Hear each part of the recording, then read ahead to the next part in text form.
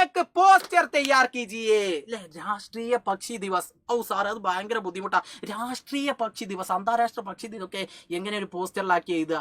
അവിടെയാണ് നിങ്ങൾക്ക് തെറ്റിപ്പോയത്. കാരണം നിങ്ങൾ സൈലന്റ് ക്ലാസ് കാണുമല്ല, അത് വലിയ പ്രയാസമില്ലാതെ നമുക്ക് എന്ത് ചെയ്യാൻ പറ്റും, എഴുതാൻ പറ്റും. അപ്പോൾ നമ്മൾ എന്ത് ചെയ്യുന്നു, ഒരു പോസ്റ്ററാണ് നമ്മളോട് പറഞ്ഞിട്ടുള്ളത്. അപ്പോൾ പോസ്റ്റർ തയ്യാറാക്കാനുള്ള അടിസ്ഥാനമാകുന്നുണ്ട് എന്താ? ഒന്നുമില്ല, ഒരു സ്കെയിലും പെൻസിലും നിങ്ങളെ കയ്യിൽ വേണം. പരീക്ഷയ്ക്ക് പോകുന്ന ആൾക്കാരുടെ കയ്യിൽ ഒരു സ്കെയിലും പെൻസിലും ഉണ്ടാവില്ലേ? അതുണ്ടാവും. അപ്പോൾ എന്ത് ചെയ്യാൻ, ഒരു കള്ളി ഇങ്ങനെ വരയ്ക്കുക. ഞാൻ പറഞ്ഞുതരാം. ആ കള്ളി വരക്കുന്നു. എന്നിട്ട് എന്താണോ നമ്മളോട് പോസ്റ്റർ ചെയ്യാൻ വേണ്ടിയിട്ട് പറഞ്ഞത്, ആ പോസ്റ്റർ ചെയ്യാൻ വേണ്ടിയിട്ട് പറഞ്ഞ ആ കണ്ടന്റ് ഉണ്ടല്ലോ, ഇവിടെ ഇപ്പം എന്താ, രാഷ്ട്രീയ പക്ഷി ദിവസം അല്ലേ? അപ്പൊ അത് എന്നാ രാഷ്ട്രീയ പക്ഷി ദിവസം ഒന്ന് പറഞ്ഞോ? ജനുവരി 5 അത് നമ്മളിവിടെ കൊടുക്കുന്നു.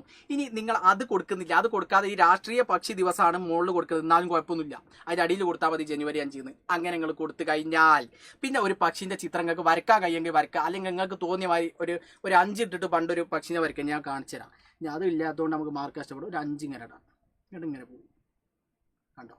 ഇതൊന്നും ഞാൻ വേറെ എവിടെയും കാണിച്ചു കൊടുക്കാത്ത സ്റ്റാമിസിൽ ആ നാളെ പഠിപ്പിച്ചു കൊടുത്തി. പക്ഷി മനോഹരമായിട്ടുള്ള ആടൊക്കെ സ്റ്റാമിസിന്റെ പക്ഷി കണ്ടോ? വേറെ ലെവല്.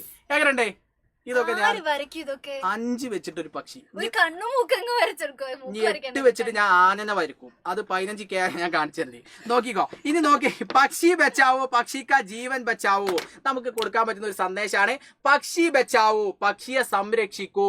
എന്നിട്ടോ പക്ഷിക്ക ജീവൻ ബച്ചാവോ, പക്ഷിയുടെ ജീവൻ എന്ത് ചെയ്യൂ, സംരക്ഷിക്കൂ എന്നാണ് നമ്മളോട് എന്ത് ചെയ്തിട്ടുള്ളത്, പറഞ്ഞിട്ടുള്ളത്.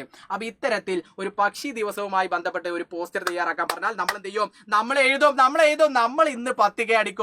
8.5K നമ്മൾ ഉയർന്നിട്ടുണ്ട്. ഇനി നമ്മൾ എന്ത് ചെയ്യാണ്, അടുത്തൊരു ചോദ്യത്തിലേക്ക് നമ്മൾ പോവാണ്.